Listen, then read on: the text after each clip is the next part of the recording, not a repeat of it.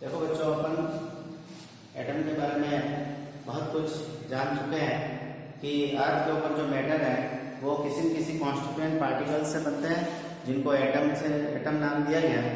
और उस एटम के अंदर जिनको पहले अनब्रेकेबल माना गया था, उस एटम के अंदर बहुत सारे कॉन्स्टिट्यूएंट पार्टिकल और होते हैं जिनको इलेक्ट्रॉन, प्रोटॉन और न्यूट्रॉन नाम दिया।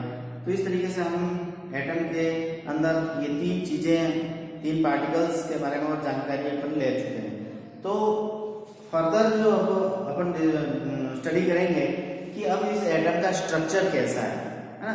जब एटम के अंदर इलेक्ट्रॉन, प्रोटॉन और न्यूट्रॉन की जानकारी हो गई, उसके बाद अब साइंटिस्ट जो थे उन्होंने ये डिसाइड किया कि अब इस एटम का स्ट्रक्चर कैसा है, उसके अंदर इलेक्ट्रॉन, प्रोटॉन और न्यूट्रॉन किस तरीके से उसके अंदर सेटल्ड है या कहाँ पर उनकी सिचुएशन है, इसके बारे में और भी जानकारी लेने की कोशिश की। तो बहुत सारे वैज्ञानिकों ने, बहुत सारे साइंटिस्ट ने इसके ऊपर रिसर्च किया, बहुत सारे वैज्ञानिकों ने इसकी डिस्कवरी करने की कोशिश की एटम के स्ट्रक्चर के बारे में। तो इसमें सबसे फर्स्ट जो साइंटिस्ट है जिनका नाम था थॉमसन, है ना, जोसेफ जेम्स थॉमसन जो साइंटिस्ट थे, उन्होंने 1897 के अंदर इस एटम की जो स्ट्रक्चर है उसके बारे में कुछ जानकारी देने की कोशिश की, है ना। तो इस जो मॉडल उन्होंने बताया था एटम का, उसको हम थॉमसन्स मॉडल ऑफ एटम के नाम से जानते हैं, यानी कि थॉमसन का एटम का मॉडल। तो उन्होंने ये बात बताई कि an atom is a uniform sphere of positive charges due to presence of proton as well as negative charges due to presence of electron। यानी कि उन्होंने एटम का जो स्ट्रक्चर बताया वो जस्ट लाइक अ वाटरमेलन, है ना। हमने वाटरमेलन देखा है, तो वाटरमेलन कैसा होता है उसमें आप समझ सकते हो कि वाटरमेलन के अंदर जिस तरीके से जो रेड पार्ट होता है उसको उन्होंने पॉजिटिव चार्जेस के रूप में यानी प्रोटॉन नाम दिया। जैसे वाटरमेलन के अंदर रेड पार्ट होता है उसको प्रोटॉन समझ लें, और उसके अंदर जो उसके सीड्स होते हैं उन सीड्स को आप इलेक्ट्रॉन समझ लें। तो जैसा कि एक वाटरमेलन होता है उसी तरीके का इन्होंने एटम बताया कि एटम जो होता है वो बिल्कुल एक वाटरमेलन जैसा होता है। ओके, तो जैसा कि अपन इस वाटरमेलन के बारे में जानकारी ले लें कि वाटरमेलन में रेड पार्ट जो है वो प्रोटॉन बताया गया है, और जो ब्लैक पार्ट जो सीड्स होते हैं वो जो है वो इलेक्ट्रॉन जो है बताया गया है। यानी उस रेड पार्ट में कैसे वो सीड जमे होते हैं, इसी तरीके से एटम में भी प्रोटॉन और न्यूट्रॉन, इलेक्ट्रॉन जो है वो जमे होते हैं। ठीक है, atom as a whole is electrically neutral because the negative and positive charges are equal in magnitude. और साथ ही साथ उन्होंने कहा कि एटम के ऊपर किसी तरीके का कोई भी चार्जेस नहीं होता है, ना तो उसके ऊपर कोई पॉजिटिव चार्ज होता है न ही नेगेटिव चार्ज होता है। क्योंकि हमने देखा था कि प्रोटॉन जो होते हैं वो पॉजिटिव चार्ज पार्टिकल है और इलेक्ट्रॉन जो होते हैं वो नेगेटिव चार्ज पार्टिकल है। तो एटम के ऊपर कौन सा चार्जेज होगा, इसके बारे में वैज्ञानिकों ने थॉमसन ने बताया कि इसके ऊपर कोई चार्ज नहीं होता, वो न्यूट्रल होता है ना। एटम जो होता है वो न्यूट्रल होता है। अब बात यहाँ आती है कि उस थॉमसन ने जो इसके बारे में, एटम के बारे में जो बातें बताई, उन बातों में क्या लिमिटेशन थी, उनकी क्या कमियां थी। तो थॉमसन जो है इस बात ये नहीं बता सका कि it failed to explain how protons and electrons are arranged in atom so close to each other, है ना। कि थॉमसन ये बात नहीं बता सका कि इलेक्ट्रॉन और प्रोटॉन जो है वो एक दूसरे के क्लोज जो है इस तरीके से, किस तरीके से वो अरेंज रहते हैं, है ना, कैसे जमे हुए होते हैं, ये बात जो है वो थॉमसन क्लियर नहीं कर पाया। तो ये इसकी एक लिमिटेशन रही थॉमसन मॉडल की। उसके बाद दूसरे जो साइंटिस्ट थे जिनका नाम था अर्नेस्ट रदरफोर्ड, है ना, अर्नेस्ट रदरफोर्ड इन 1909। तो उस समय उन्होंने और एटम के मॉडल के बारे में कुछ एक्सपेरिमेंट किए, और वो जो एक्सपेरिमेंट था उसका नाम था, है ना, Rutherford's alpha particle scattering experiment, है ना, Rutherford's alpha particle scattering experiment के नाम से इस एक्सपेरिमेंट को जाना जाता है।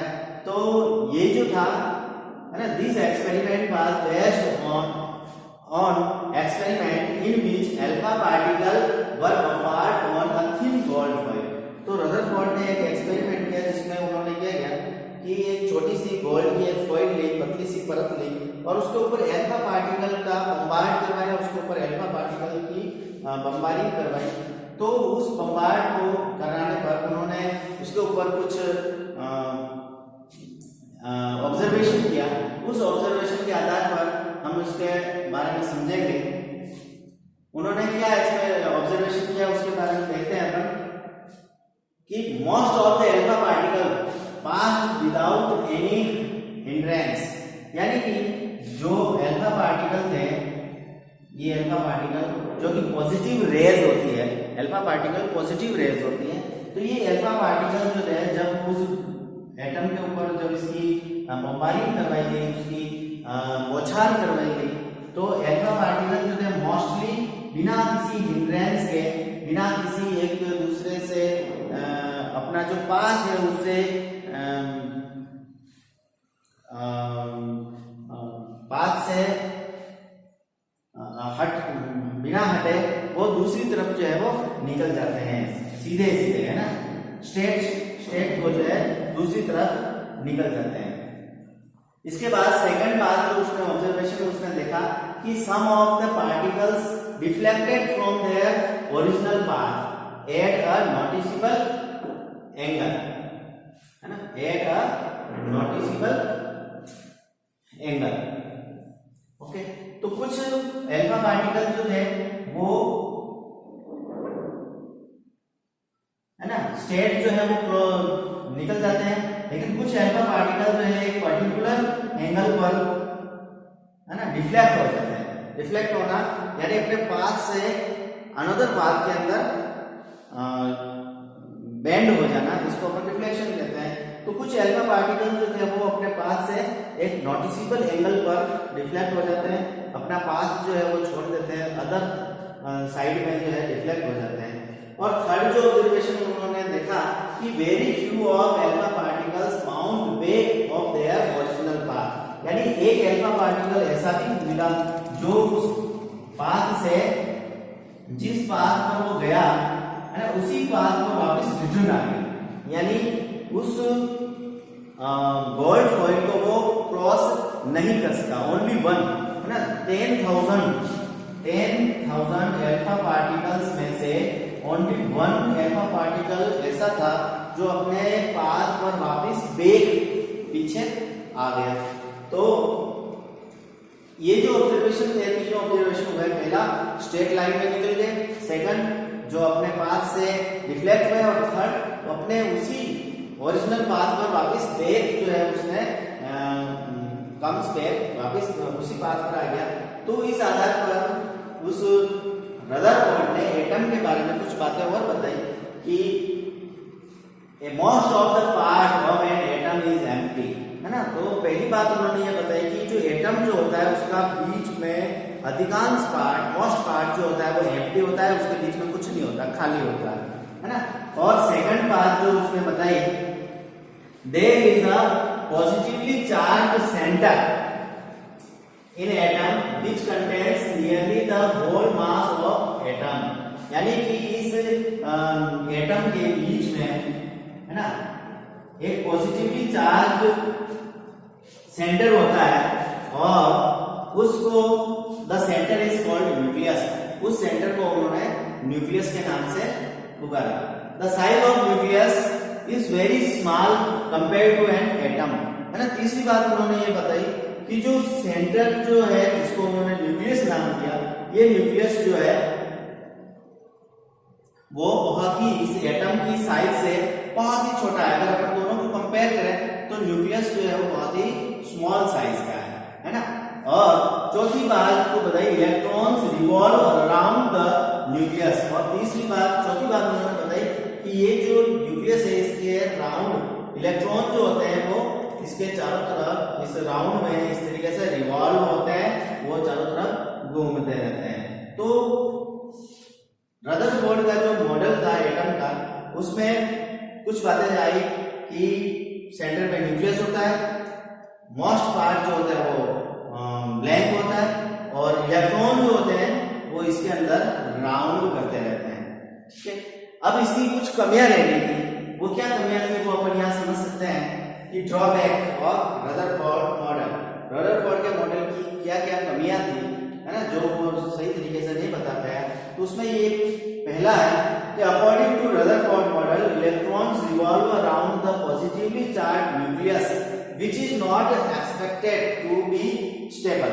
अगर, है ना, किसी पॉजिटिव चार्ज न्यूक्लियस के, है ना, राउंड जो है, अगर कोई इलेक्ट्रॉन जो है वो राउंड करते हैं तो वो जो है स्टेबल नहीं रह सकते, उनके पास ऐसी क्या एनर्जी है जिसके द्वारा वो अपनी उसी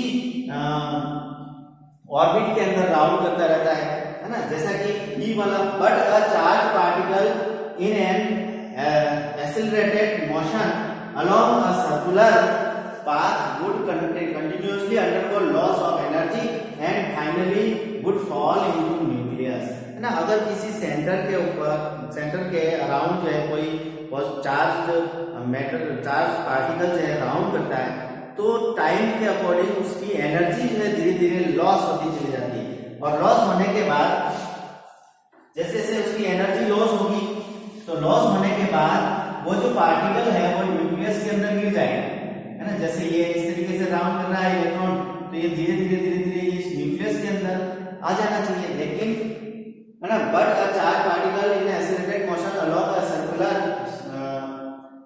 unstable while atom are quite stable. तो इस तरीके से वो न्यूक्लियस के अंदर ड्रॉप हो जाना चाहिए, बट हम देखते हैं कि एटम जो है वो क्वाइट स्टेबल होता है। तो वो कौन सी एनर्जी है जिसके थ्रू जो है ये प्रोटॉन, इलेक्ट्रॉन जो है इस न्यूक्लियस के अराउंड जो है, न्यूक्लियस के राउंड जो है रिवॉल्व होता रहता है। तो उस एनर्जी के बारे में, about this energy Rutherford can't say about this energy, है ना। And Rutherford model could not solve the problem of atomic mass of atom as it proposed only the existence of protons in the nucleus, है ना। Nucleus के अंदर जो proton है, second बात जो इसकी ड्रॉबैक रही या इसकी जो लिमिटेशन रही वो ये थी कि वो जो एटॉमिक मास है, किसी भी एटम का जो एटॉमिक मास है उसके बारे में वो कोई कंफर्म जो है वो नहीं बता सका। इस न्यूक्लियस में ये जो मास होता है उसी को एटम का मास माना गया है, तो इसके बारे में वो जानकारी नहीं दे सका। तो इस तरीके से अपन देखते हैं कि थॉमसन जो थे उन्होंने इलेक्ट्रॉन, प्रोटॉन और न्यूक्लियस इसके बारे में जानकारी दी, उस एटम का जो मॉडल है उसके बारे में जानकारी दी। उसके बाद सेकंड नंबर पर जो लिमिटेशन इसकी क्या थी वो बात अपन ने पढ़ी। थर्ड जो थे रदरफोर्ड ने एटम का मॉडल बताया कि किस तरीके से एटम होता है, उसके सेंटर में न्यूक्लियस होता है, प्रोटॉन उसमें अंदर होता है, और इलेक्ट्रॉन जो है वो इस तरीके से राउंड जो है वो करते रहते हैं। Okay, thank you. कल अपन और